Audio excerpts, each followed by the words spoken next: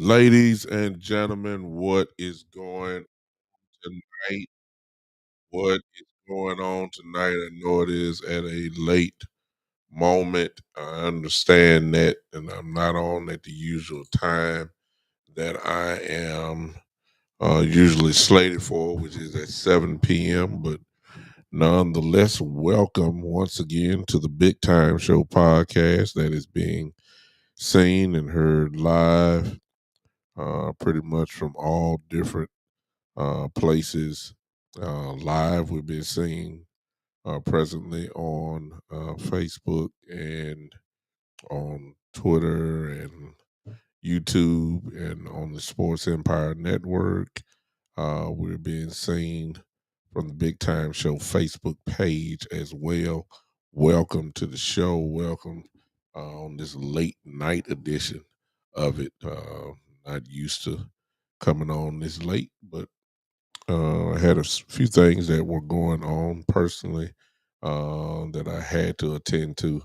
But here I am now. I'm here, ready to rock. Obviously, most of you, if you're my age, you're just about ready for bed. Hey, let's just be honest.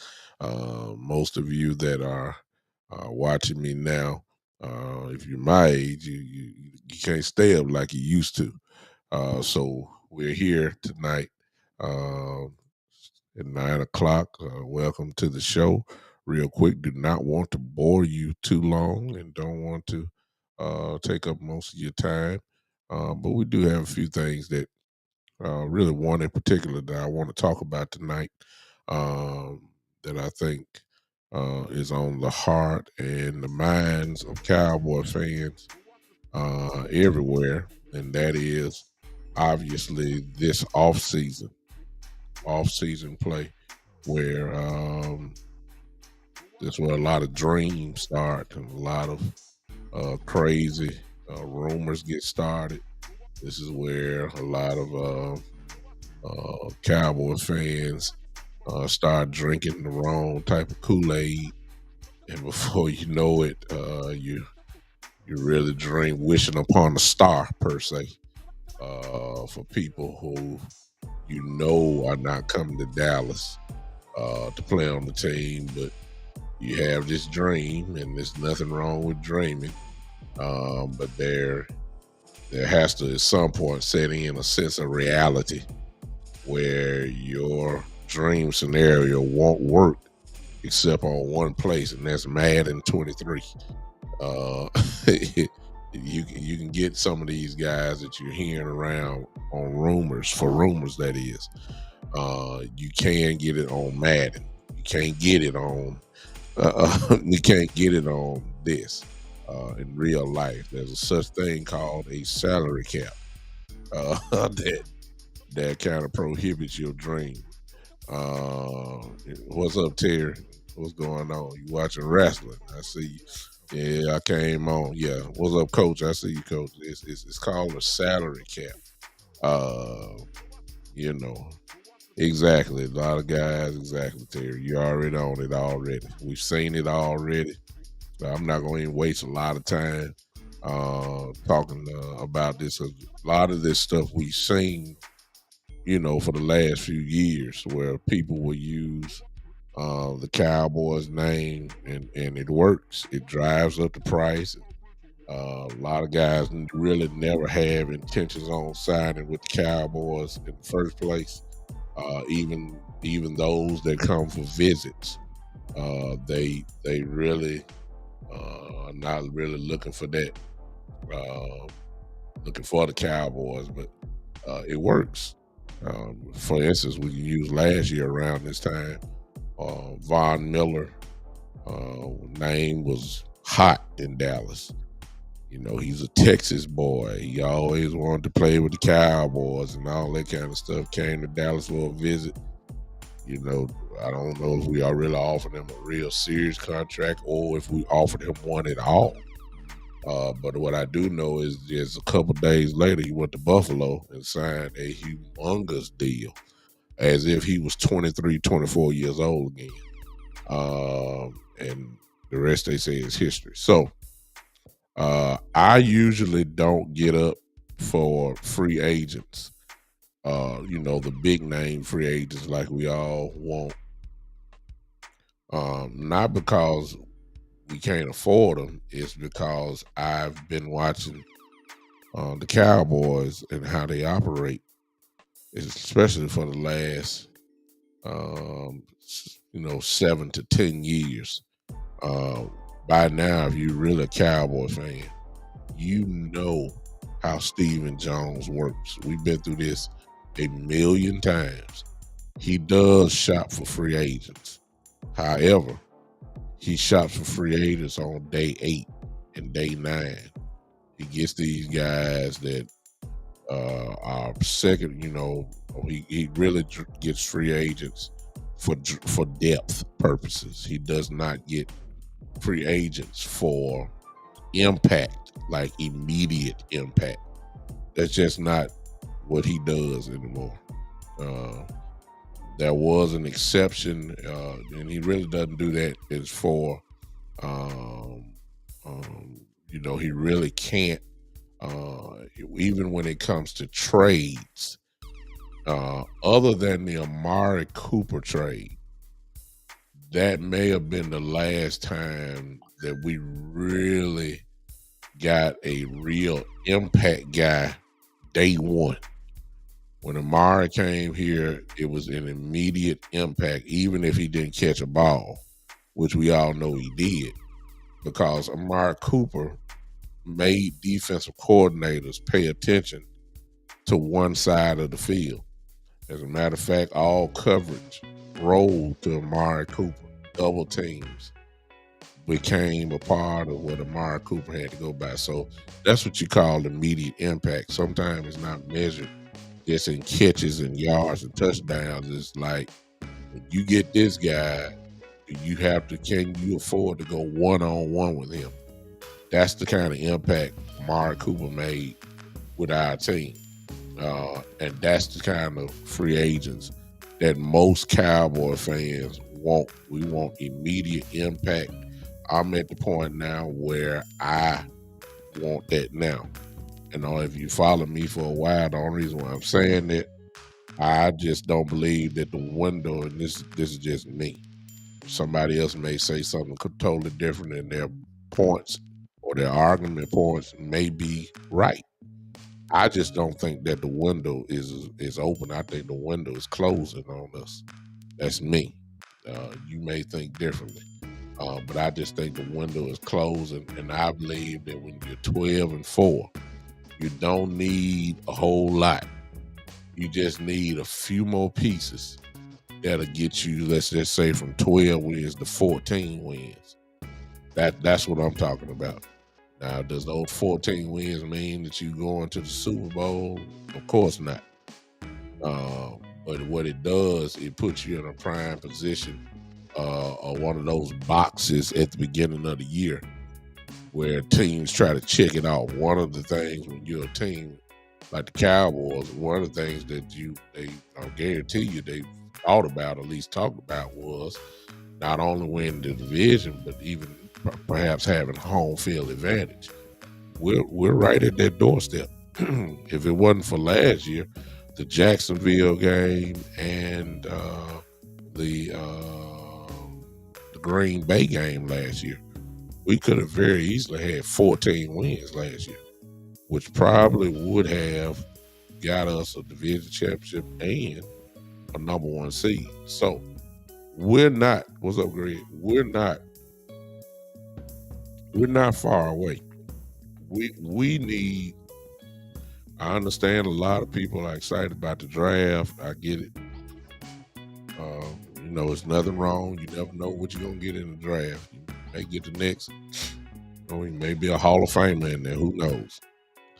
But we've tried all that before, and it works. It just depends on what your measure or level of success you're talking about. If you're strictly just saying Super Bowl, no, we have not attained that goal, so you probably think we ain't done nothing. But if you're talking about growth, then yes, we're better. You got to keep in mind this franchise is we're just starting getting used to going to the playoffs again consecutively. I may add, the Cowboys have made 2 back-to-back appearances in the playoffs. So we're just starting to really get this program really kicking again. So it just really all depends on what your measure of success is. Uh, oh, it's coming, Coach. I'm almost there. I'm almost there, Coach. I appreciate you, man. Thank you. I'm almost there with that. Almost. I'm close, real close. That's coming. But if you want to give, those that want to give, if you're on Facebook, I have that on whatever page you're looking for right there. You'll know the stars are right there. I don't really just, say nothing about it, but it's right there. The show is earned the right to have stars. So if you want to support that way, you can. You can support doing the show by doing stars. Appreciate you. Uh, we are at the point now, what at least my view, we've seen the draft and developmental stage. It works. Okay, you can't. It does work. But what it has not done, and this is the bottom line, it has not taken us over the hump.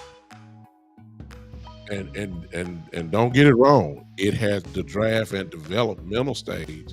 And what I'm talking about is guys who we've drafted in the first 4 years or so. What it has produced is Pro Bowlers. So we're not gonna act like it's just not a success now. I know we like to hammer down on Steven and Jerry and all that, but these guys have produced Pro Bowlers with their system. Matter of fact, let's take it a step further. The draft and developmental stage has produced all pros. First and second team, all pros with guys who they drafted, and within the first 3 years, they're Pro Bowlers. We got a nice little list to look from there. We can start with your quarterback, Pro Bowler, his first few years. Zeke Elliott, first Pro Bowler. Zach Martin, all pro is, since he walked in the door. I mean, we go Michael Parsons, 2-time first team All Pro. I mean, Diggs, All Pro. I mean, that you can't argue. I know I'm leaving some folks, even the people that we like to get rid of. Do you realize that Leighton Vander Esch in his rookie year was a first team All Pro? I know that messed you up, but that's the truth.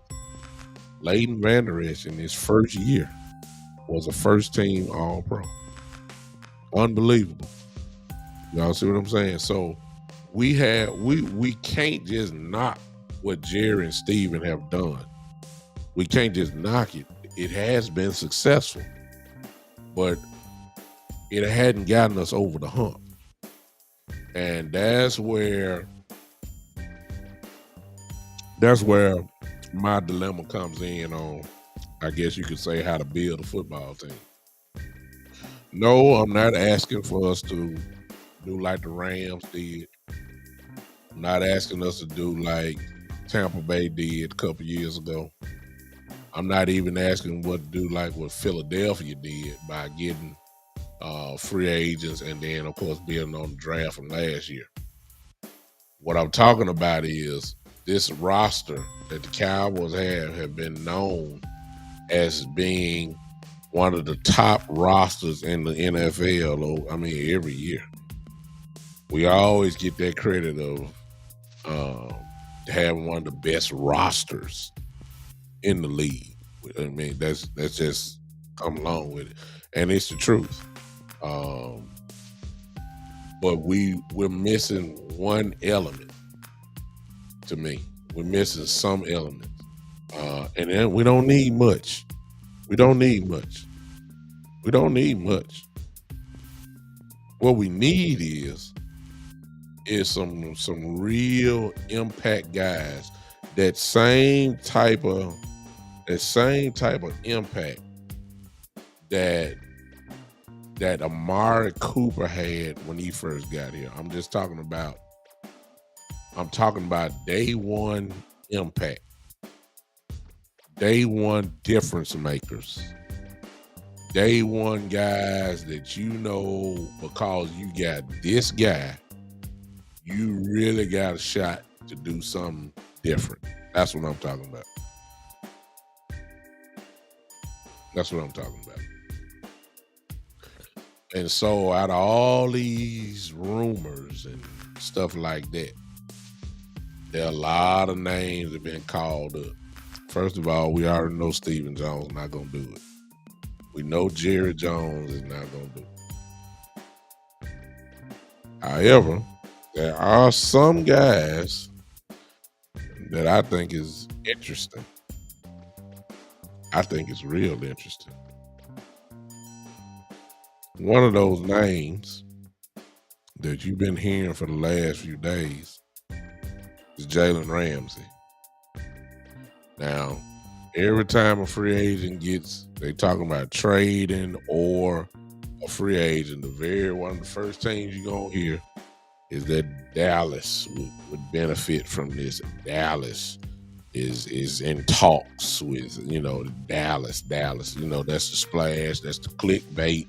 That's just what ESPN is going to do. However, I will bite the apple on this one a little bit.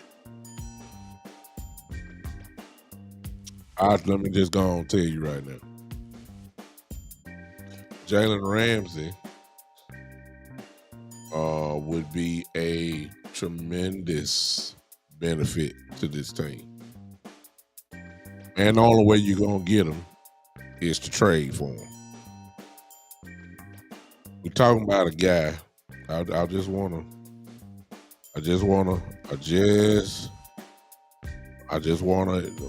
say this. Jalen Ramsey at this point would help us tremendously. Would that get us to the Super Bowl? Well, that remains to be seen. But I do know it would help us. So, I don't know if you guys can see that. Let me move some of this stuff out of the way here. I don't know. I want to know if you guys can see this first before I start experimenting here. Can you guys see this? Can you guys see this? Somebody let me know real quick. Let me see so I can do something to it if you cannot read this. I just want to see somebody tell me something. Somebody tell me something while I just keep on going. Let me know. Ramsey is just the idea to me now of him and Diggs. You see it, Terry? Okay. It's the idea of him and Diggs that excites me. Do I think Jerry or Steven would do this? Based off their history, no. And I'm not even saying they should. I'm saying that just this guy makes our defense, he would make our defense stronger. He would. He's only 28 years old. Let's look at it from the top here. He's 28 years old. That means he's pretty much still somewhat I ain't gonna say somewhat. He probably still is in his prime, or he's just, he may not be the number one cornerback that he once was, but let's just be realistic. He's not number 20 either. He's still one of the best cornerbacks in this game. I give him a top 5 if you ask me. The kid is awesome. He can play. We all know that. And no doubt, if he was to come to the Cowboys, if he did come, there's your argument right there that he's automatically would be the number 1 or 2 cornerback on this team, depending on what you like. He's better than all of our other cornerbacks combined. He's better than Bland. He's better than Anthony Brown. He's better than Jordan Lewis. I'm just naming guys who's already there. He's better than Boss Man Fat. I mean, come on now. This Jalen Ramsey who we talking about. There's no way you can add a guy to this team and say that this defense would not be better. The idea of having two number one cornerbacks on this team excites me. I ain't saying it's gonna happen. I'm not saying that it mean we'll be the number one defense in the league. I'm not saying none of it. I am saying that if you add a Jalen Ramsey to this team, the Dallas Cowboy defense would automatically become better. There's no doubt about that. No doubt at all. And because of the Philadelphia Eagles, who have two number one receivers, the idea of having two number one cornerbacks excites me. I would love to have Jalen Ramsey on A.J. Brown and Dez get Devontae Smith. I don't see no problem with it. I would love it. That's just football wise. But as we all know, it's more than just football. Because when you start looking now at the contract, and let's focus in on 2023. Let me spread that out just a little bit more for y'all, just in case. As you see there by his contract, that his base salary for this upcoming year will be $17 million for this year. If you trade for him, this is what you're going to have to pay him unless you're restructuring his deal. And Jalen, as you can see underneath there, here's the key. It's a potential out for 4 years, $75 million, X amount of money to go along with the 475. So that's an average of 4.3. Let's say 335, 18. That's about $18 million base salary next year. So that's an increase if you were to go that route. But here's what the problem will be if you do this. Diggs is right around the corner getting paid too. So whatever you're paying Ramsey, if you were to get him, you're going to have to pay more to get Diggs. That's business. That's just the way it is. So the first obvious thing is, will Jerry and Stephen Jones have two cornerbacks making almost $40 million combined in a season? Now, the answer to that is going to be no. I mean, I can tell you that right now. I mean, that's why I was saying. I'm just saying it won't happen. It won't happen. If you were to, I don't see it happening. I'm just saying this intrigues me if you can get Ramsey and possibly restructure a deal that works. That's the only name that I can see working out. It has a lot of pluses if you really were serious about that. And yes, I'm saying that Jalen Ramsey, the trade, is a Super Bowl type trade.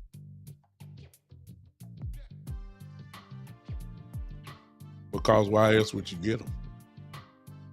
You're really saying if you go out and get a guy like this, it sends a message to the NFL. It sends a message to your opponents. It sends a message to the fan base that if you make a move like this, it lets everybody know we're trying to go for it. Now, that's not a reason why you should get them. I'm just saying a move like this, that is exactly what it will prove. The idea of Diggs and Jalen Ramsey is a big time move. It's no doubt. It's no doubt.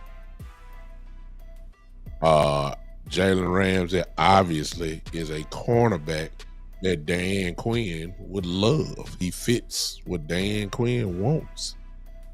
He fits the box. He checks all the boxes.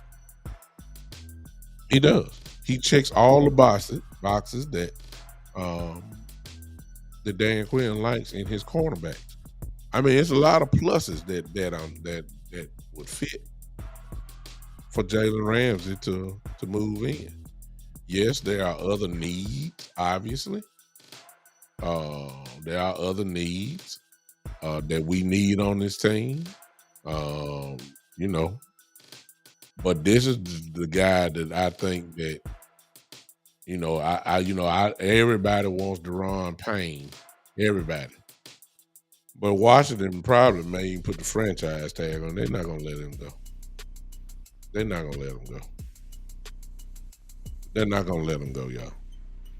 So I think we can just put that to bed. And if he was to come out, do you realize that you would have to pay him probably 18 to 19 million dollars as well?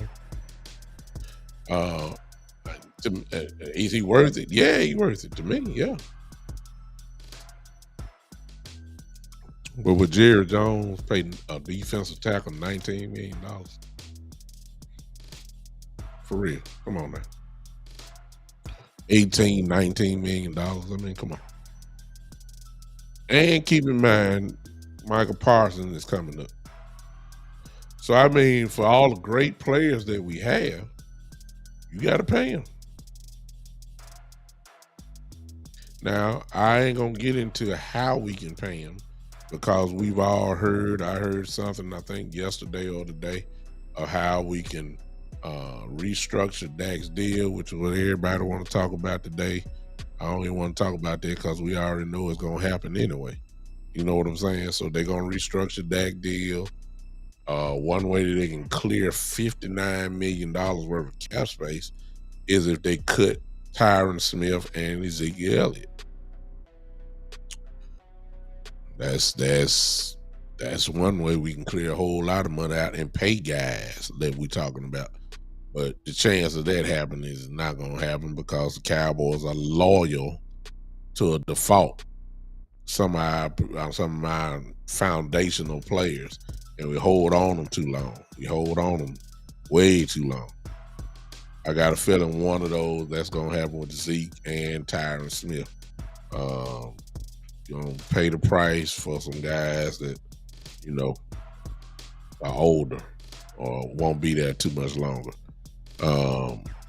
I just feel like you may not feel like it. Like I said, I feel like that if we add one or two more guys, a real impact guy, it could be just one. It ain't got to be two. I ain't saying we got to buy a Pro Bowl team. I ain't even saying that. I'm just saying at least give me one. Give me one. Of a guy that's going to come in and immediately come in and make things happen. That's all I want. If you're going to tell me that the draft is our only way of getting better this year, and I know we're going to get some free agents, but I don't want the depth free agents. I'm tired of it. Every free agent you got to get somebody that's probably going to barely make the 53-man roster or won't even dress or for game day, or better yet, or they sign to the practice squad. I don't want them type guys. We done that. I don't want that. Give me a guy that's gonna come in and gonna dominate day one.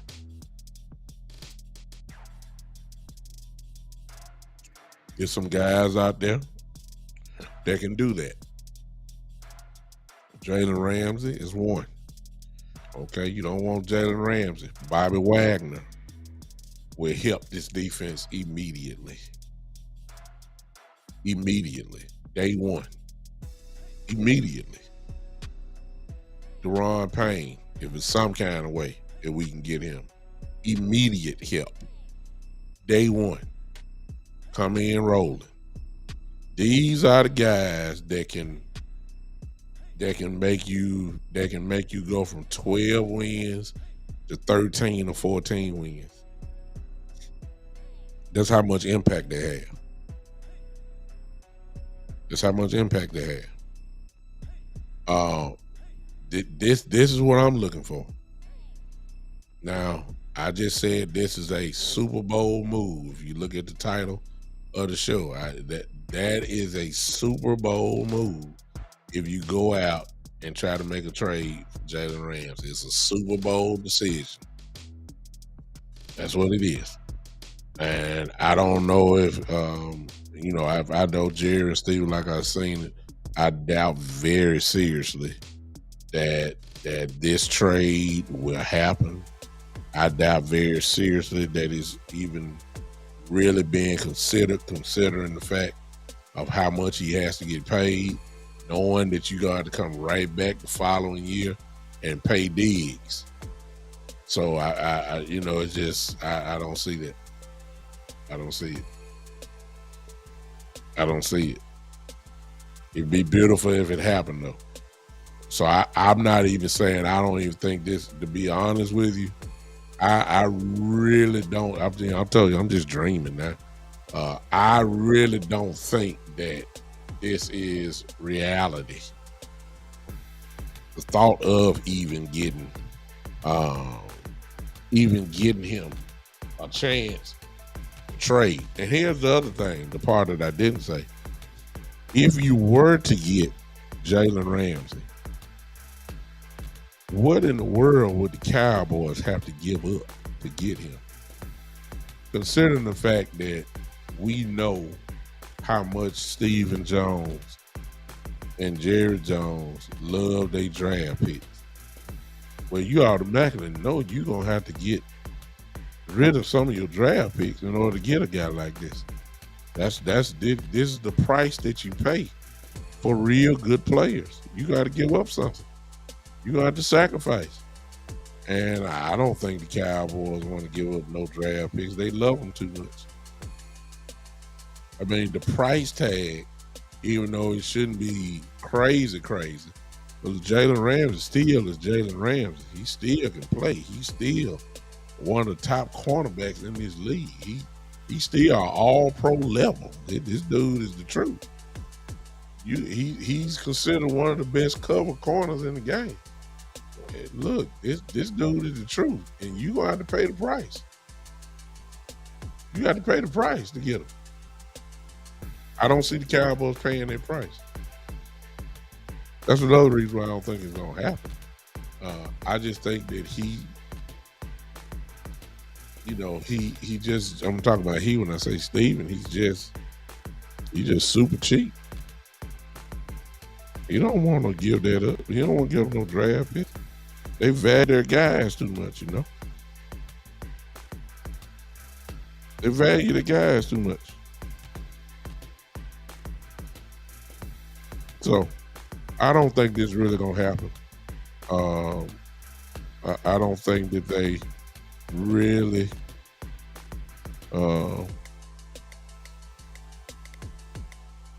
don't want to do that. I just don't.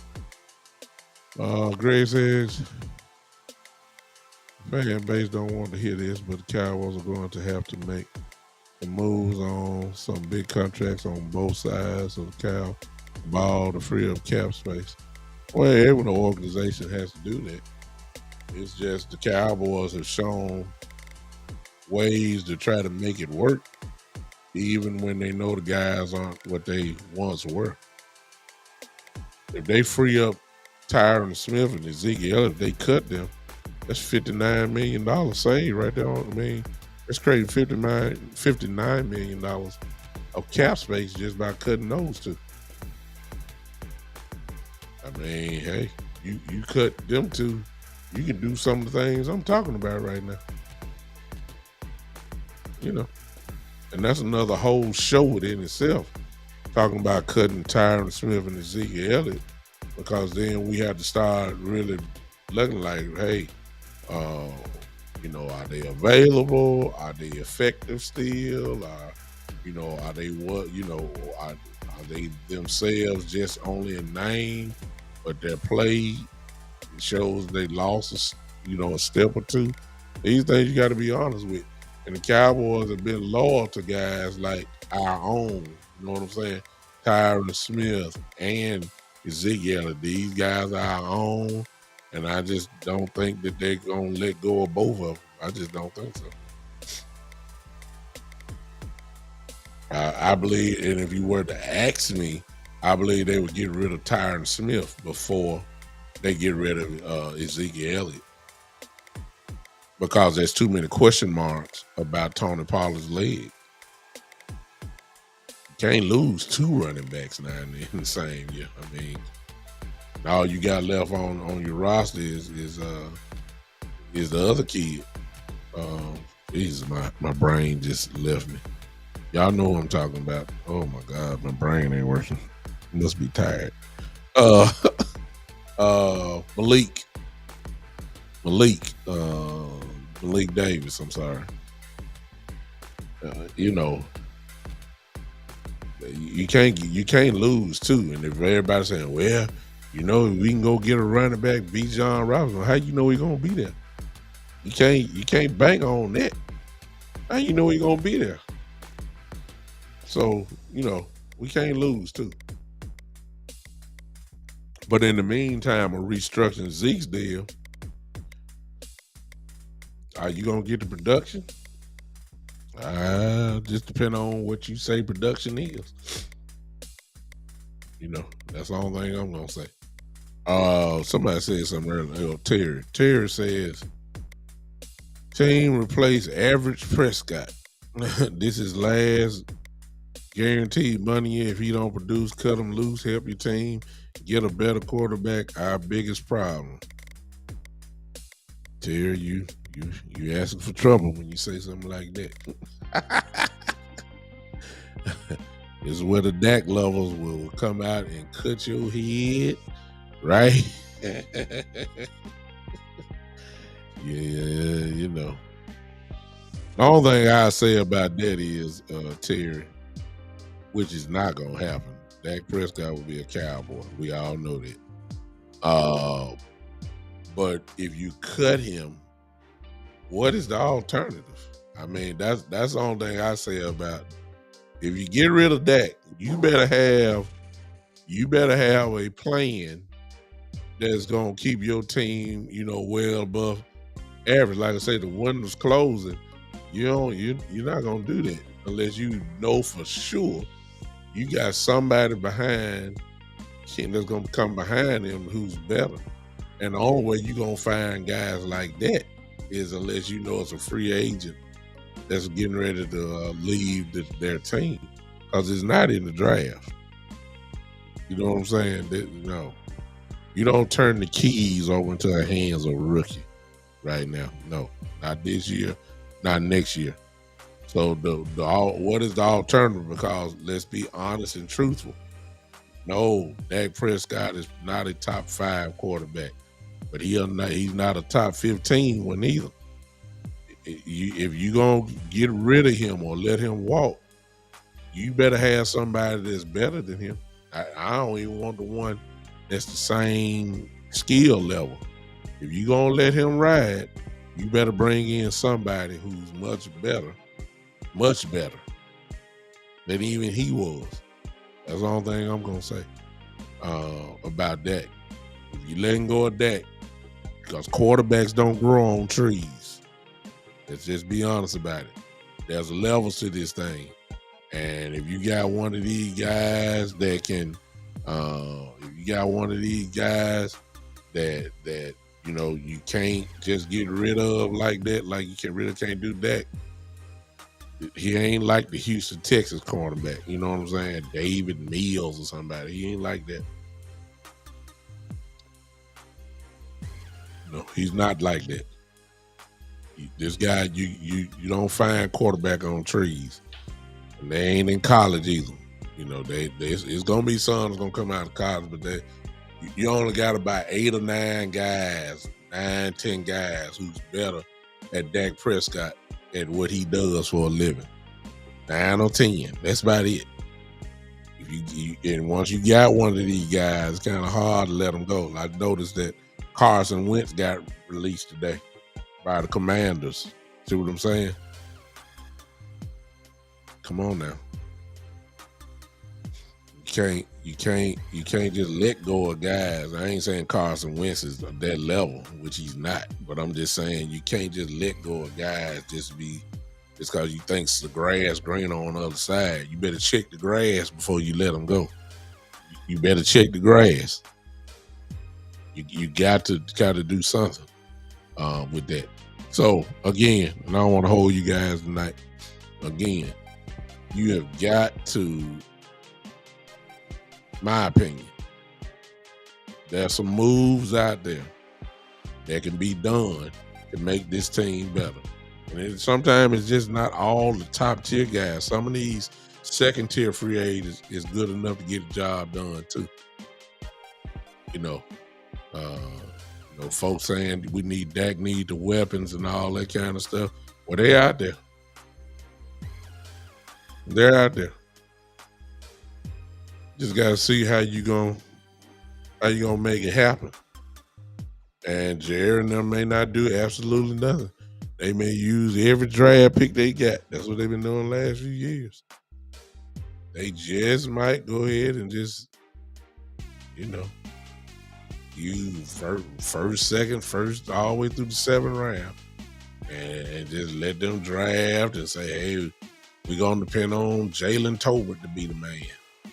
We're going to depend on all those guys. So it's just what it is. Terry said, try something. He said, because this ain't working.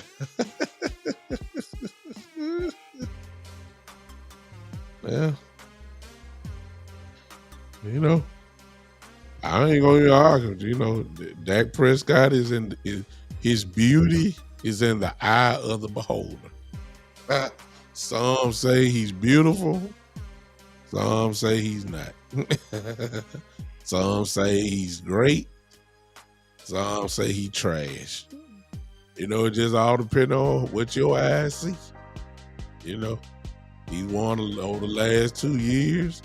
He's won 24 games and lost 10. That's pretty good. That's pretty good, y'all. I know we seen the interceptions and all that kind of stuff, but he's 24-10 over the last 2 seasons.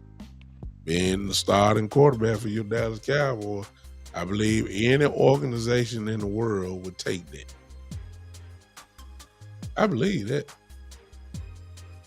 Yeah, I believe that. Look, 24-10. That's pretty good.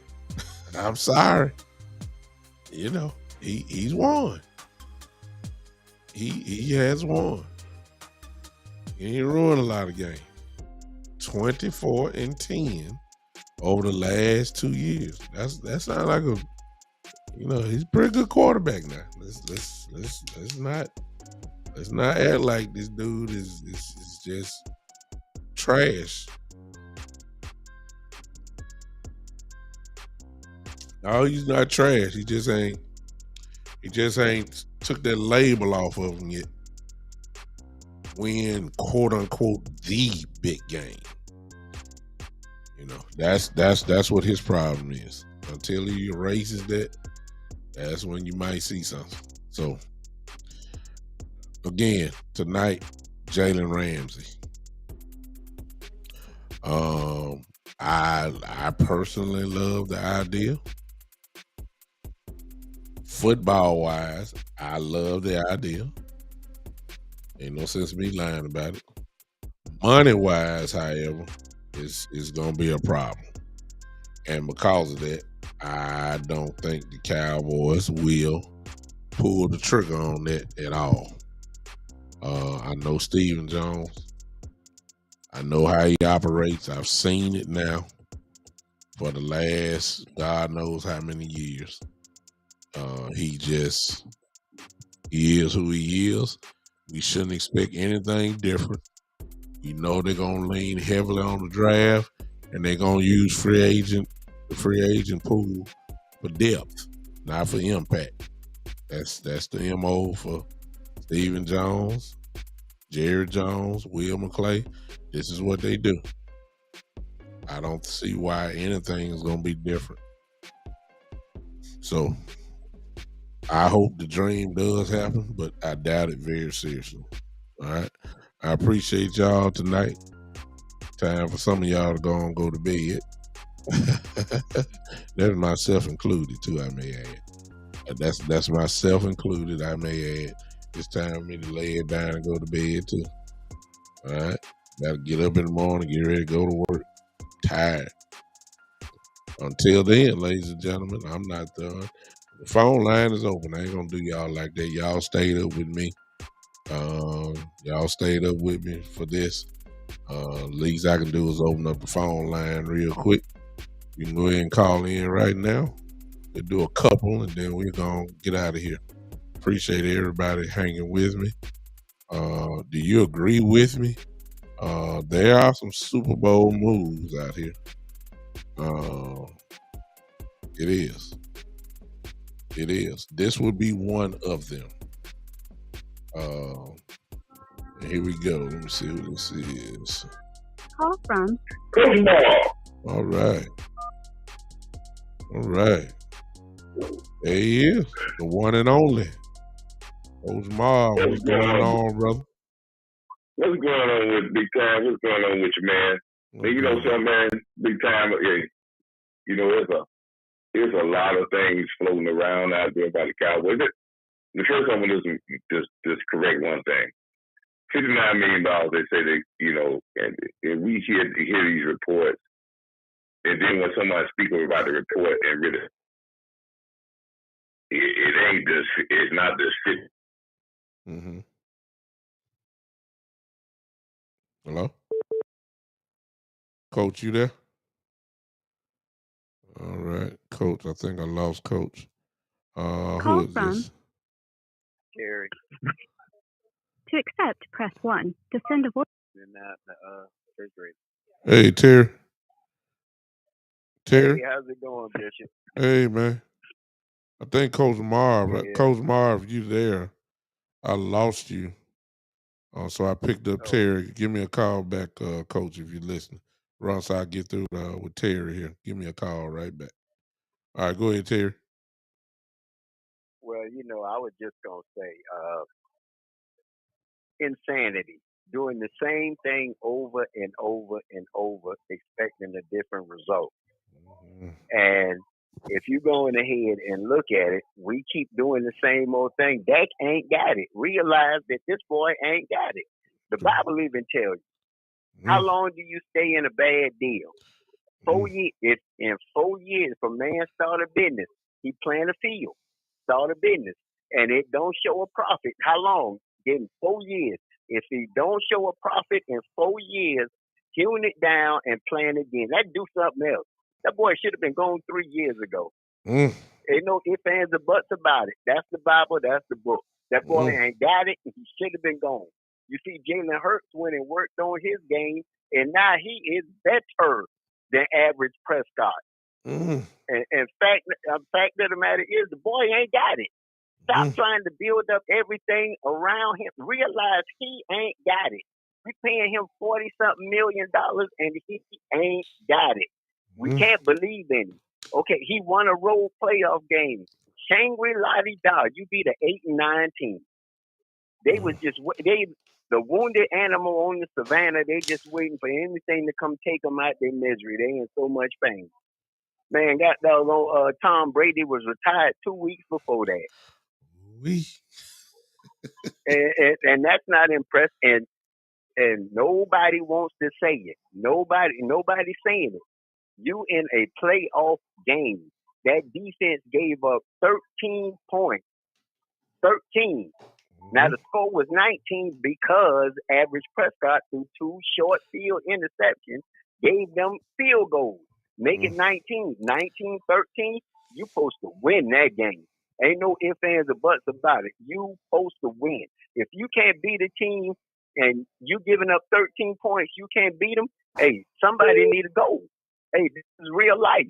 This producer get cut loose. How many times I got for my wife to walk in the door and flip the lights and it don't come on? You think she gonna put up with 7 years of that? Do I have 7 years?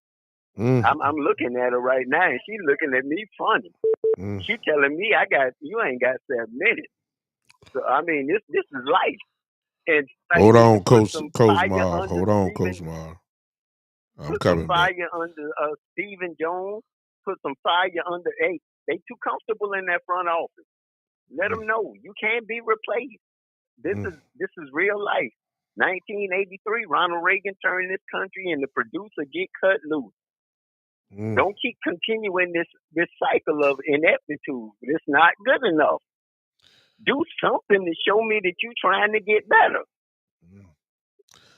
Well, the most important part is the quarterback. Well, this is where I said when it comes to Dak Prescott, unfortunately for him, his beauty is in the eye of the beholder. I ain't gonna go that deep on Dak like you just did, but some of the things that you are mentioning, you have to sit down and think about it. Because what I've said about Dak is that the narrative has not changed on him. We have the same narrative or the same question marks that we've had on him for the last 4 to 5 years. The book on him is that he owns the NFC East and he beats up on lesser teams. And when it comes to the big game, you just can't 500 or better. Can't get over the hump. The book haven't really changed, and the stats don't lie. I will say that. But however, I still the other side of the coin, Terry, is what's the alternative? Because you can't turn this team over into the hands of a young quarterback. You can't turn it over into the hands of a Cooper Rush. And if you're going to pay for this guy, I mean, you got to show me who you got to have. I see Coach Marv. Coach Marv just blazing over here. I know he is. I know Coach Marv just blazing. He won't even let me get finished with you. So Coach, I got Terry and Coach here at the same time because I want to say like Coach, I didn't want to, but my question, Terry, to you is who are you going to get? Because the answer is not in the draft. And you got to be getting me somebody way better than that if you're talking about letting them go. And those guys, once you look above Dak, it ain't too many guys that's way better than Dak. Now I'm just saying he ain't done what we want him to do, but it ain't what you gonna do. I mean, if you're gonna turn it over, you got to turn it over to somebody that's way better. Now, a lot of folks, and it's just dreamland again. A lot of folks start talking about Aaron Rodgers and all that kind of stuff. Well, you ain't gonna do that. Number one, no matter what you feel like about that, but you're not gonna turn it over to Aaron Rodgers because you ain't gonna have Aaron Rodgers for one year or two. You ain't gonna turn it over to him. So that's not the answer. And this crap that I keep hearing about CJ Stroud, it make me laugh. You're not turning this team over to CJ Stroud day one. I mean, even if you when you draft somebody in the first round, your days are numbered as a starting quarterback if you're ahead of them because the first round guy got to play. So we ain't even entertaining that.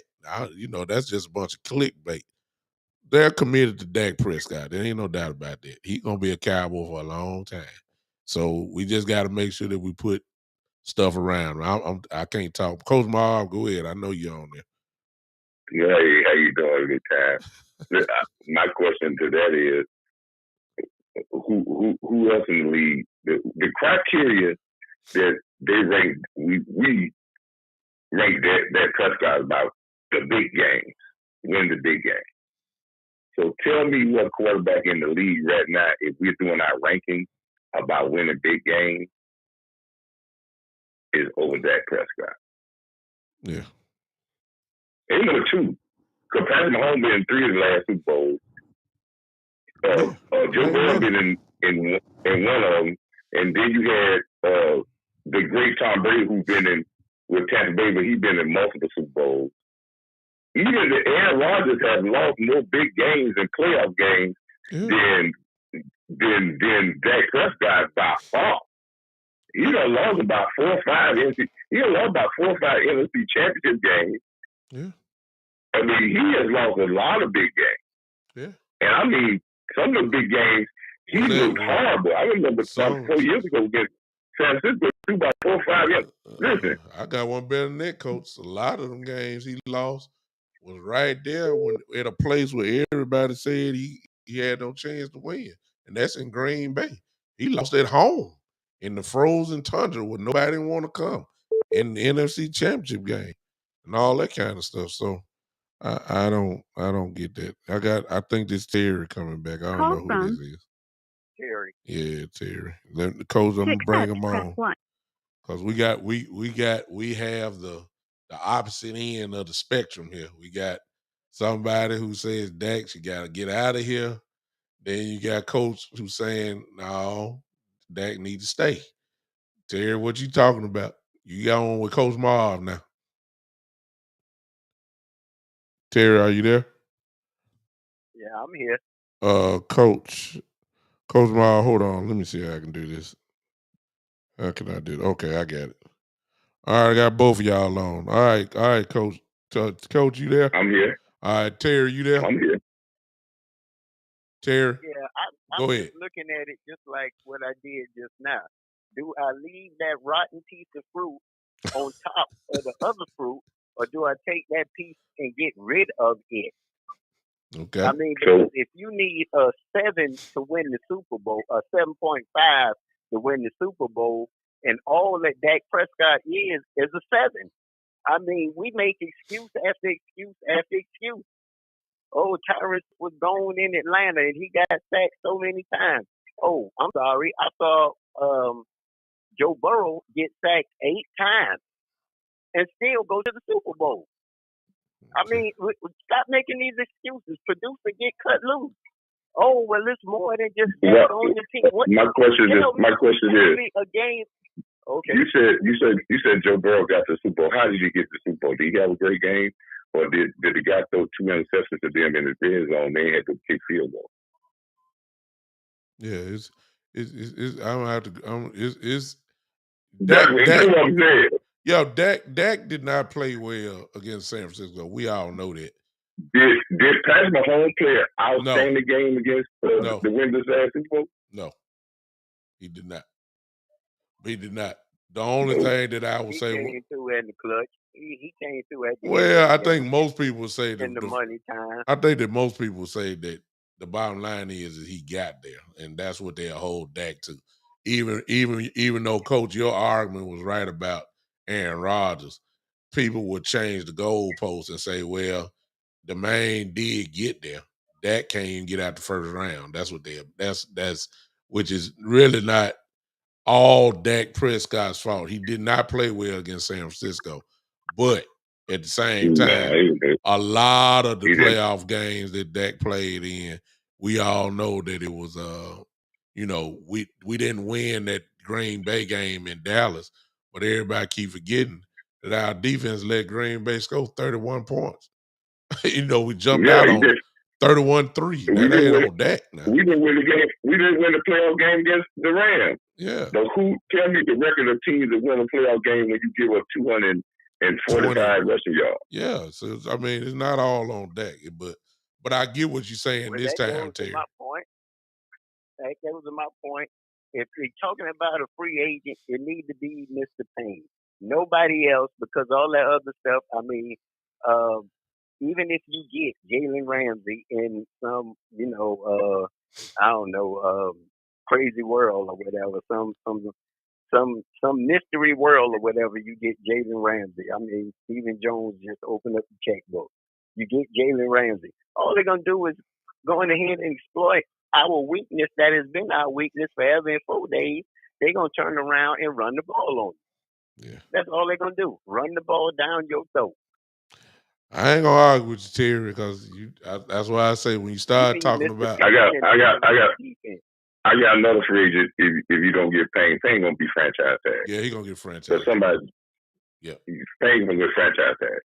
But somebody who gets just as good as Payne, somebody just as good as Payne and put up just as good as numbers as Payne, and probably better numbers than Payne, would kill two birds with one stone. And they gonna let him go because they ain't got the money to pay for him. Deron Hargrave is beautiful. Hargrave, the Eagles can't pay him. Beautiful. Listen, man, if we say the Eagles gonna get better, that's fools go. They don't have to let Payne go. They don't have no defensive lineman signed other than Jordan Davis. Yeah. They have no linebacker but one linebacker that's a rookie that didn't play last year. Yeah. Two of their secondary guys are free agents, and two of their offensive linemen are free agents. And they got to sign Jalen Ramsey. They got to sign Hurts to his extension. Don't feel when the fools go that the Eagles going to be better next year. That's impossible. My wife is amazingly. My wife is an Eagles fan, and she's salivating at the mouth. But this is my conversation. But she keeps telling me that Jalen Hurts is not that kind of guy, and he's not going to take all that money, and they're going to leave money around to sign these other guys on the team. And Hargrove he want to be in Philly, and that's all whatever talk. But when it's all about what the agents want, and Jalen Hurts got all these women on his team, see all these new streams of income coming in, and that Amazon money that's coming, they about to steal Thursday night they already got, and they coming after one of them Sunday games.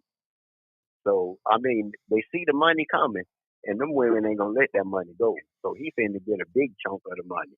Wow. So I don't see I'm gonna say something building. No, I'm finna get it. I appreciate you, I'm Terry. I'm gonna say that right quick, Big Show. No, let me get Terry. I appreciate you, man. Let me get Coach on the dance floor here. I appreciate you, man. Okay. All right, Doc. Stay up, Terry. All right, Doc. All right, man. Appreciate you, Terry. All right, Coach. You got the dance floor. I just want to say something right quick. Man. I think our Cowboy fans, man, and I'm a talk to the voice of reason, man. I'm just as thirsty as everybody else, but I think our thirst is making us move to a point of saying we want that splash. As long as I've been a Cowboy fan, we ain't never been a splash, get to the Super Bowl, and then disappear.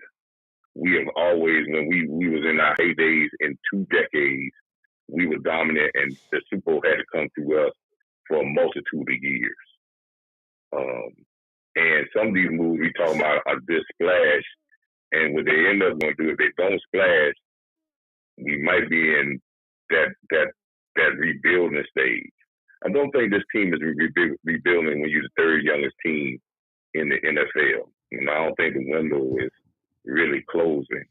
I think the window is just starting to open because we just started to get the consistency in having good seasons back to back, which is very important.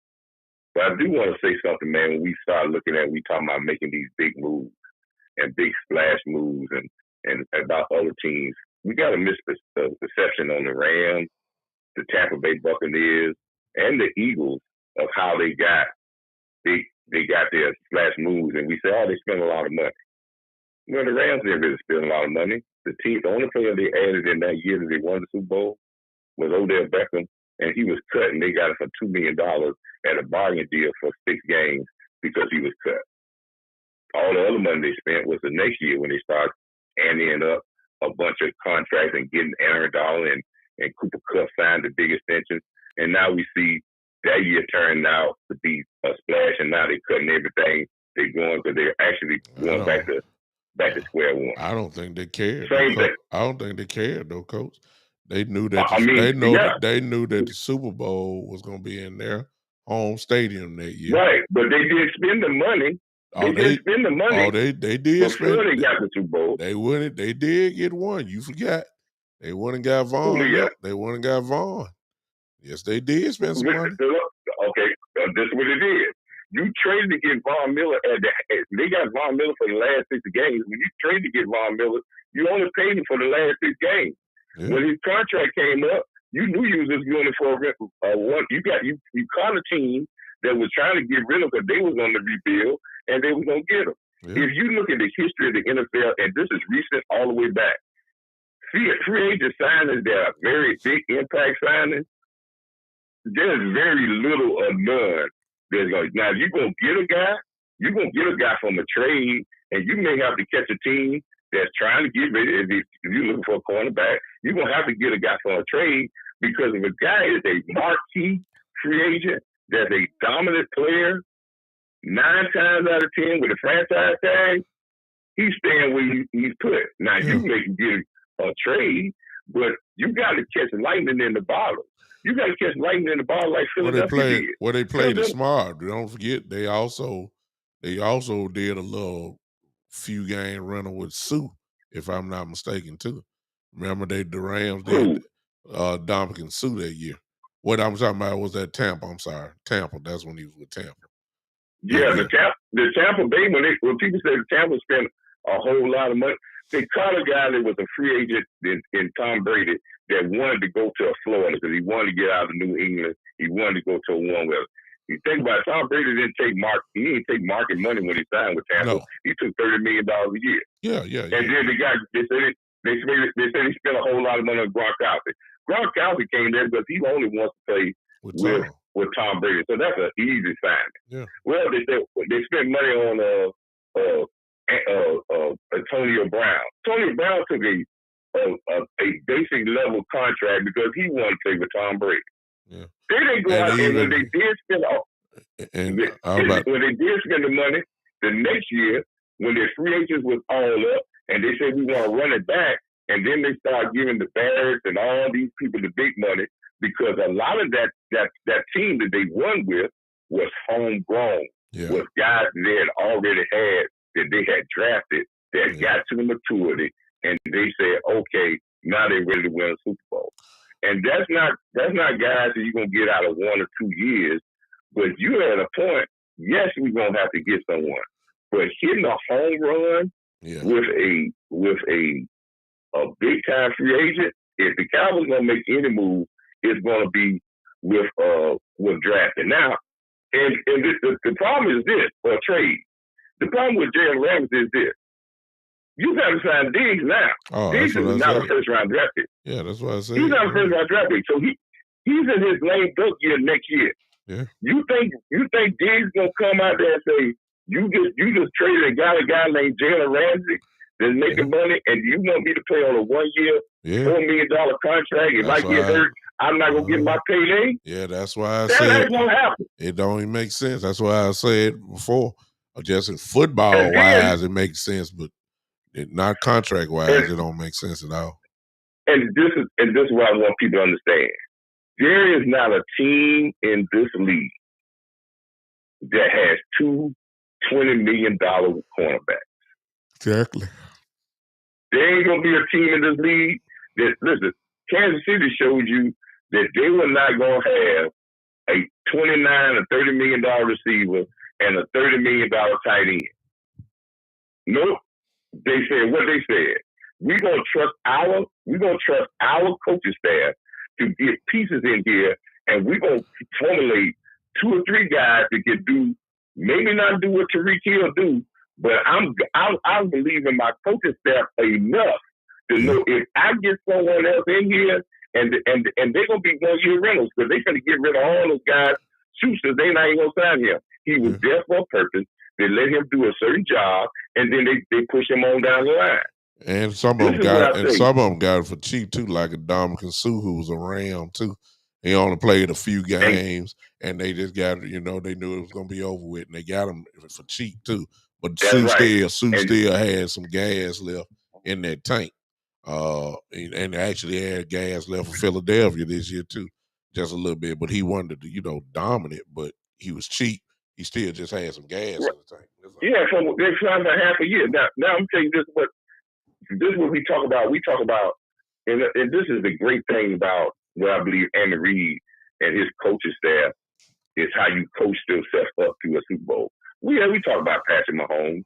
Yeah, we talk about Patrick Mahomes, and we talk about Patrick Mahomes. He threw the ball 49 times the year before, and last time in the Super Bowl, and he didn't score a touchdown. He threw the ball 27 times this time, and he threw for 157 yards, and they scored 35 points.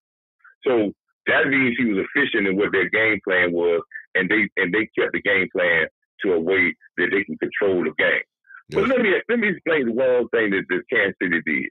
Kansas City had 3 rookie guys that started in their secondary, where their defense finished 10th in the league this year. 3 rookie guys. None of those guys were top-ranked draft picks, first and second round guys.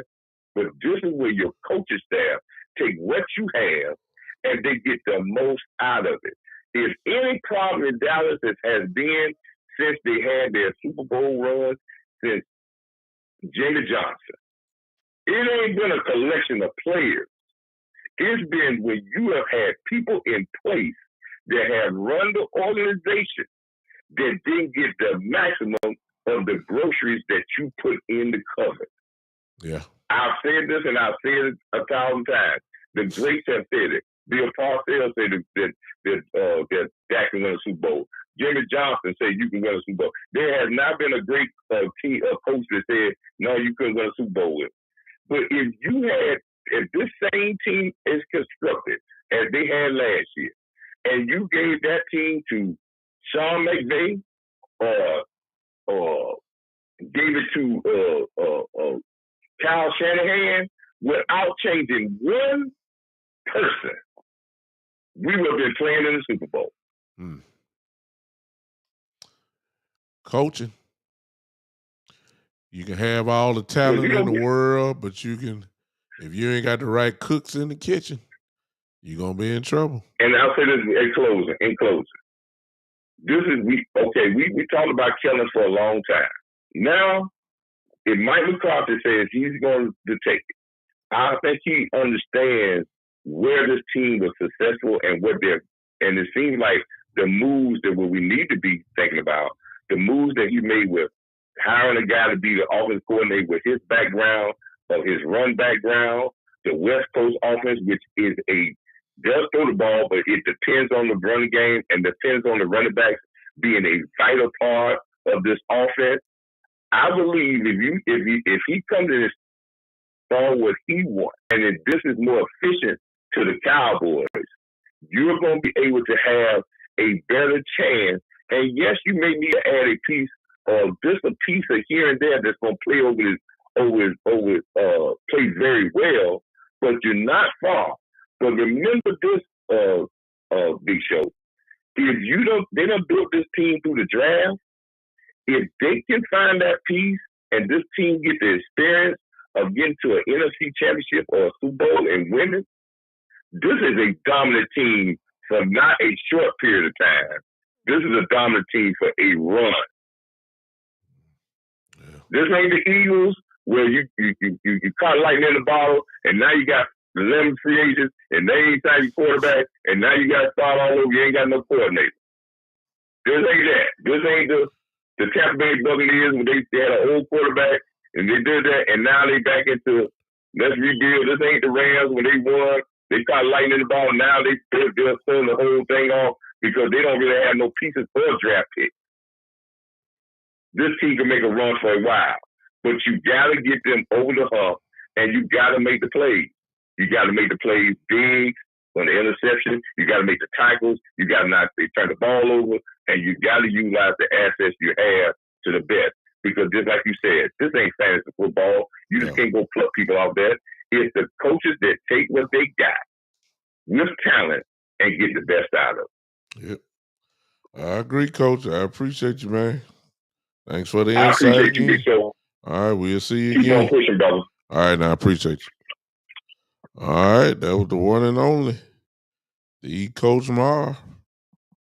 See, when it comes to the Cowboys, ladies and gentlemen, you got a lot of different angles that you can come from. And here's the funny part about it.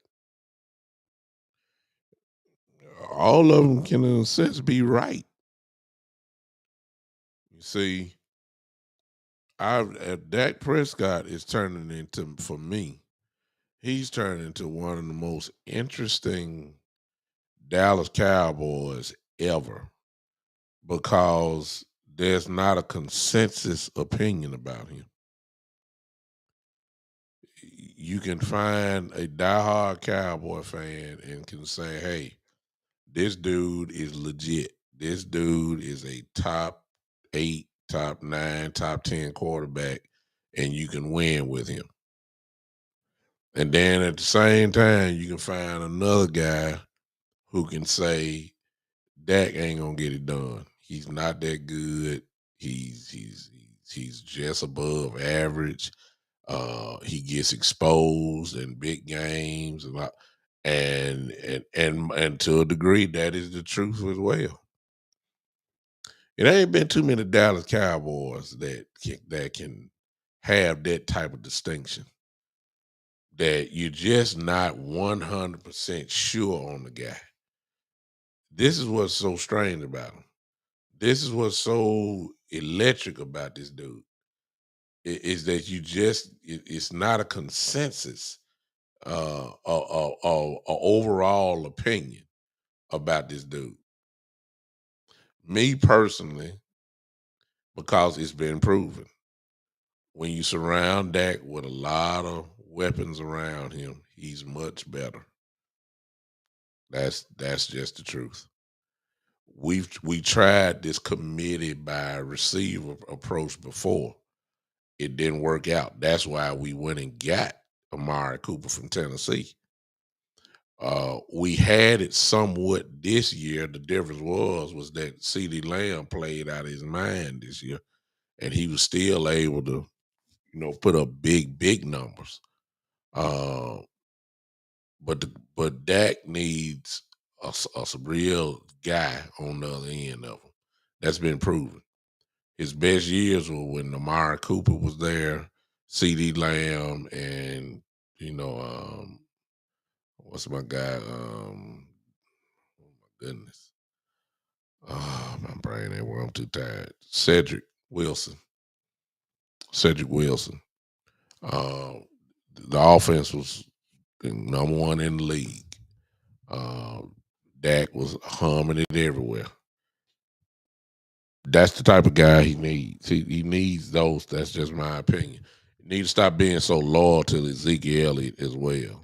Zeke is not the same guy.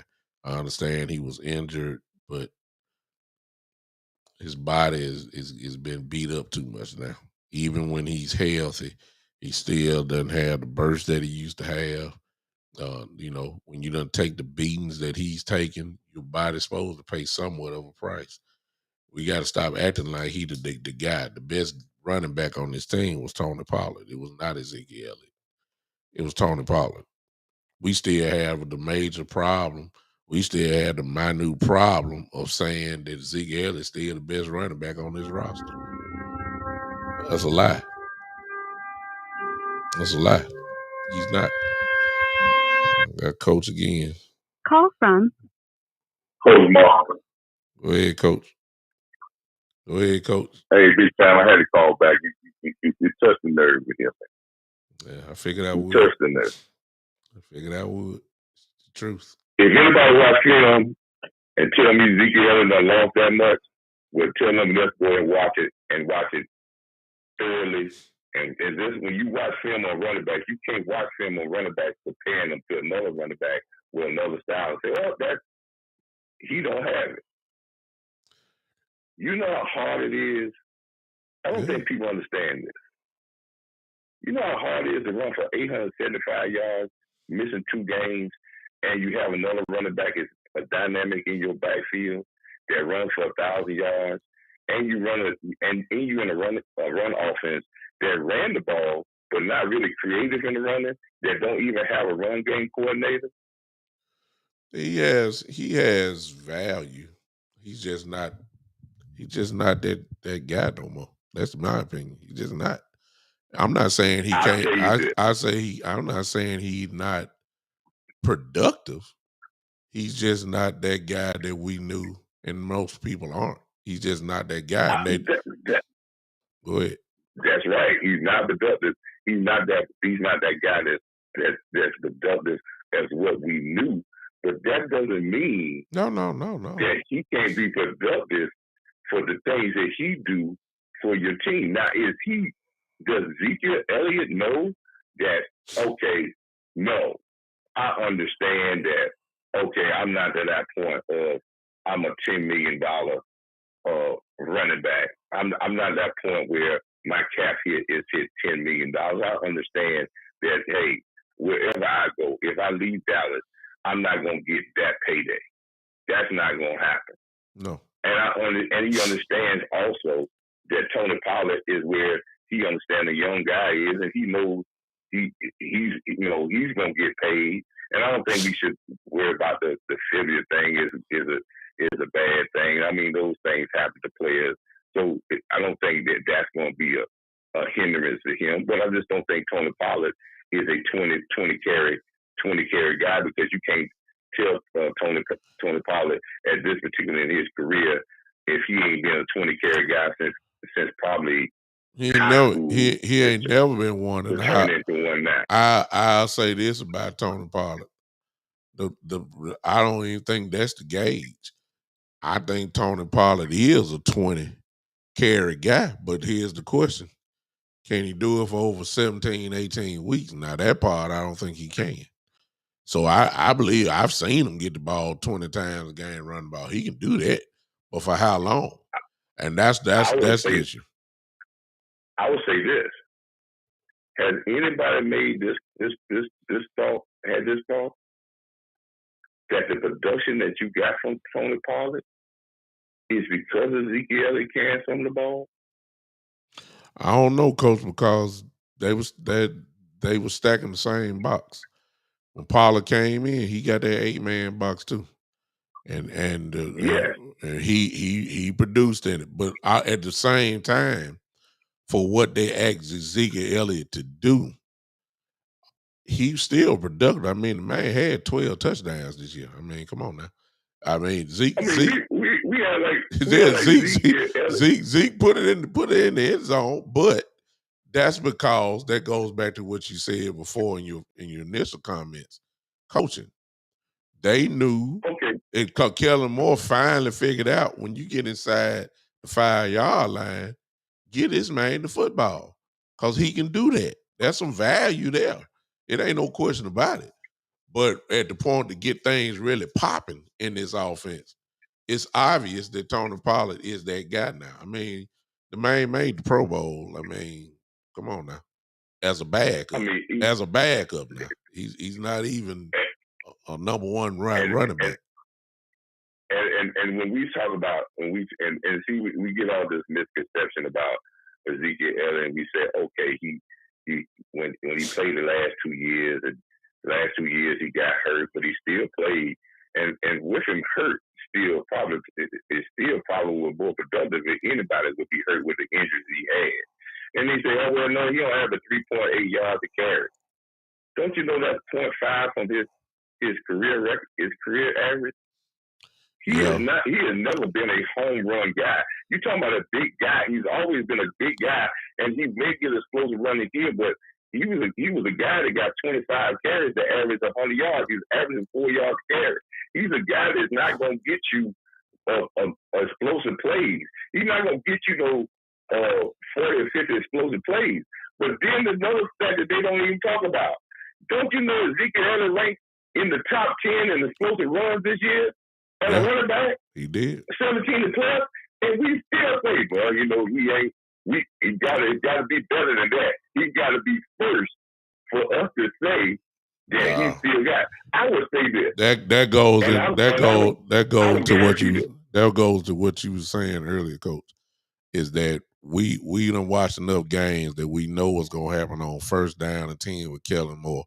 You're gonna run in a single back, 2 tight end set, and you're gonna run a Zeke Elliott straight up the middle, and Zeke Elliott gonna get 1 or 2 yards. It's just automatic. But what we But as coordinator, but at the same time, we got the type of quarterback that don't need to be in 3rd and 7s and 3rds and 8s. We got to get Dak in 3rd and 4s. That's when he's most effective. He's not really great at 3rd and 8, 3rd and 9, 3rd and 10. And because no quarterback is really great.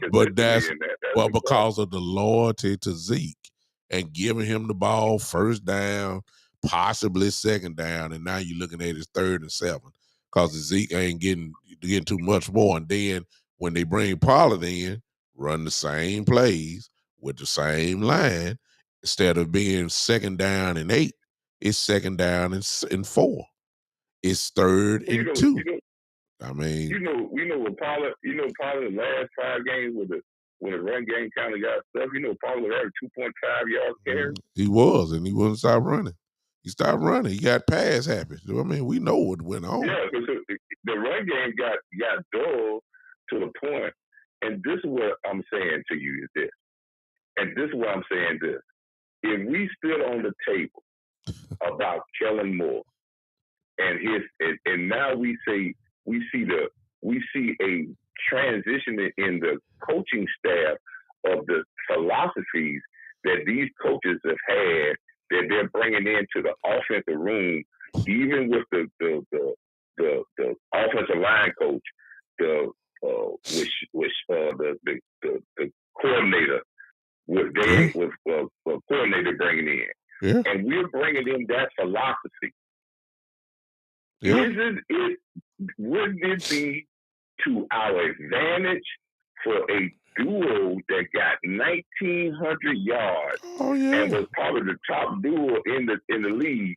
And if you put them in a better situation, what would that 1,900 be? Plus, if you target them, and this is the most big travesty thing, they targeted the running backs this year in passes 70 times. That's pretty low. Zeke Elliott's career, he has averaged over 50 catches a year, and they only targeted the running backs together 70 times in the whole year. And if you give that, would you say, if we're going to say that the run game and the running back is going to be a very important thing to this offense? Yeah. And if we're at this particular point in time, if I'm going to trust that to something I don't know, or I'm going to say, if I'm my confidence, say, no, the reason I told the Jones that I could take this over with because I got 2 dogs here he ain't used right. Yeah. Well, we ain't gonna know. We ain't gonna know about that. We ain't gonna know about that until the season starts. But it's a different voice. I think Zeke is gonna take this. He's gonna take a pay cut. He's gonna do this. He's gonna do the exact same thing. This is the exact situation. Zeke is in the exact same spot that D-Law was in last year. Yep. And D-Law knew that he was no longer top paid defensive end money, and he took a whole nother salary to keep another guy in there because his first instinct to take this cut to keep Randy Gregory. Well, they came to the table and then they pulled off Randy Gregory. But I would tell you this: when we were trying to throw D-Law off the board, take the film. D-Law that made that when you talk about pressure rate and causing turnovers and all kinds of stuff. If we would have kicked him off the boat last year, saying, "Oh well, you're making too much. He shouldn't get that." Man, don't even give him a pay cut. Don't even take him as a pay cut. Get rid of him. We were hurt. And I hope we don't go through that same way with Zeke this year. Yeah. Because he wanted to take a pay cut and they can fit that in and then say, hey, that pay cut is going to be a prove it or go on deal. Because we tap the contract, it's not going to hamstring us for 2 or 3 years. It might hamstring us for 1 or 2, like D-Law, and then we can cut bait and go on. Yeah. But you got to have a plan, and the plan ain't going to be out there to say, we're going to get some rookies And then, just like you don't like to do this, Big Show, we're going to entrust the most important part to Dak's success and our success as an offense to rookies. Yeah, exactly. I said that you can't do that. No way. So that's what I say about Zeke, man. It's an amazing thing, man. For 2 years to run for 1,800 yards with knee injuries, and when you got another good back in your backfield and spin your carries, and he ran for 875 yards with the lowest amount of carries in a season in his career. So if he's got the same amount of carries he usually gets in his career, we're talking about 11 or 1,200 yard season. Yeah. Yep, no doubt. Appreciate you, Coach, once again. Facts. All right, Big Show. All right, bro. Thank you. All right, ladies and gentlemen, we're gonna go ahead and shut it down after that.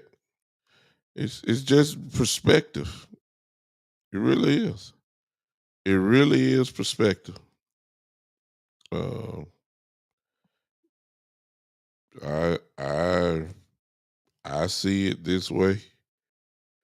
You see it that way.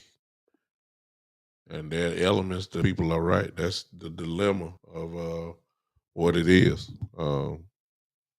I said this on the show, I believe on Saturday, that Ezekiel Elliott has value. It ain't no question about that. The man had 12 touchdowns, but that's because they finally figured out where he was most effective, and that was inside the 5-yard line.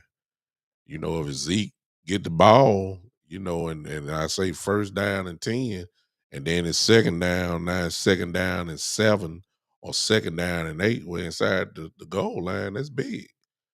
Give it to him twice, he gonna score. 3rd and 1, 3rd and inches. That's where Zeke is tremendously effective. That's why when it comes to Pollard, if you want to get the offense really to be as effective as it can be, you put Pollard in there.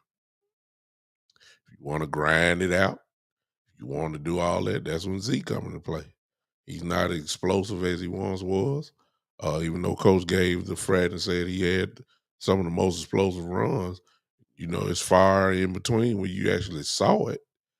But the stats, I guess, don't lie on that part. But my eyes tell me if you want to get this offense popping, it's time to put Pollard in the game. That's where you're going to be the most effective. But there's a place for both of them. It's going to happen anyway. It's hard for me to believe that they're going to let go of Zeke, especially since Pollard is coming off the injury that he's had. You're not going to lose 2 running backs. It's just not going to happen. So I believe they're going to sign him. We'll see. New voice, new game plans, new strategy, new offensive coordinator and Coach McCarthy, new play caller. We ain't gonna know this until, probably after about week 4 when we can finally judge, a little bit. We can't do it after one game. We're gonna see after about week 4 where we can really gauge McCarthy and see how well he's doing or if he's not doing well at all. So it is what it is. Terry say Pollard and Davis the future by Zeke. Hey, first of all, they got to trust Davis. That's the first thing. They didn't do that in the playoff game. So you got to trust to give him the ball, number one, before we do all that. But you're going to have to throw Zeke in because they're going to pay him. All right. It's going to happen. Ladies and gentlemen, I'm out. My time is up. It's been up, actually. We all got to go to work, or some of us got to go to work in the morning. My time is up. I will see you guys this Saturday at 3 p.m. Yeah. It's this Saturday at 3 p.m. We'll try to do all of this again. We'll see if something has happened between now and Saturday. One thing about it, maybe not nothing as far as trades or goals or anything like that. But just like today, Steve and Jones talk, we really didn't even get to that because I really didn't want to concentrate on that. But we'll talk about, the guys starting to talk a little bit now. So whenever they talk, you got to listen. And I guess right now we're just in critiquing mode. about what's going on. So we'll see what happens on Saturday at 3 p.m. I will holler at all of you then. I mean, all of you again. Thanks for listening.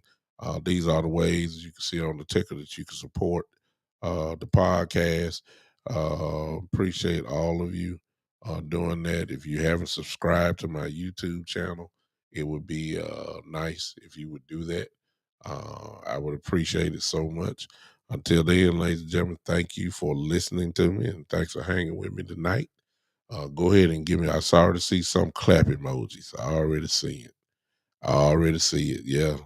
Steven talking too much. Terry said, yeah, as usual. But this is what they do. So when they talk, I'm gonna talk. All right, I see Miss Tweety. Yep, you got your clap clans emoji. I don't have to say anything. Y'all know what time it is. Time to put your hands together and let's get out of here together. This has been, ladies and gentlemen, the Big Time Show.